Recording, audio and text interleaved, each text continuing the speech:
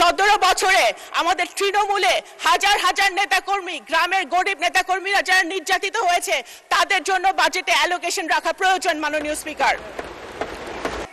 এই বাজেটে যদি আমি বড় দাগে যদি হাইলাইট করি, কৃষিতে 12 লাখ কৃষকের যে 10,000 টাকা পর্যন্ত কৃষি ঋণ মওকুফ, 25.22 লাখ প্রান্তিক কৃষককে বিনামূল্যে বীজ, সার ও উপকরণ, কৃষক কার্ড পাইলট কর্মসূচি, স্বাস্থ্য হেলথ কার্ড চালুর ব্যবস্থা, রংপুর, খুলনা, রাজশাহী, বরিশাল, সিলেট, কুমিল্লা সহ বিভিন্ন জেলায় শিশু হাসপাতাল চালু।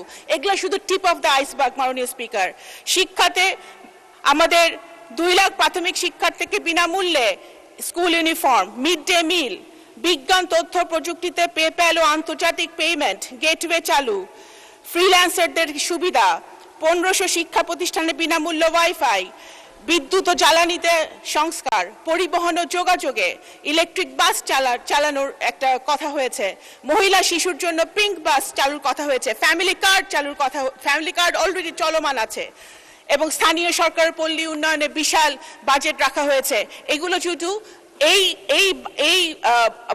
ব্যবস্থাগুলো প্রমাণ করে যে এই বাজেট জনবান্ধব বাজেট, যেটা বিরোধী দল থেকে প্রায় বলা হয়েছে শুধু ব্যবসায়ীদের বাজেট। এটা ব্যবসায়ীদের বাজেট নাই, এটা গরিব মারার বাজেট নাই। যদি কিছু হয়ে থাকে এটা গরিবদেরকে বাঁচানোর বাজেট, রক্ষার বাজেট।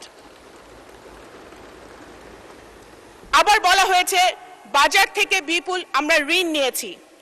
এই অভিযোগ একেবারে বিভ্রান্তিকর মাননীয় স্পিকার। এগুলো কৌশলগত বিনিয়োগ, ভোগ নির্ভর ঋণ নয়। বাংলাদেশের সরকারি ঋণ জিডিপি অনুপাতে বর্তমানে প্রায় 42%, যা জাপান, যুক্তরাষ্ট্র, যুক্তরাজ্য, চীন এবং ভারতের তুলনায় অনেক বেশি সুষম ও টেকসই।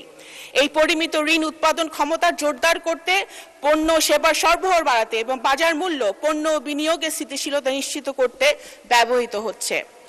মাননীয় স্পিকার, আমার সময় শেষ, সময় আপনি দিবেন না, শুধু এতটুকুই বলে শেষ করতে চাই যে এখানে জুলাই যোদ্ধাদের জন্য বাজেট রাখা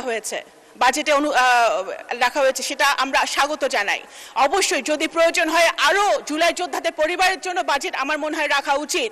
কিন্তু 17 বছরে আমাদের তৃণমূলে হাজার হাজার নেতাকর্মী, গ্রামের গরিব নেতাকর্মীরা যারা নির্যাতিত হয়েছে তাদের জন্য বাজেটে অ্যালোকেশন রাখা প্রয়োজন মাননীয় স্পিকার।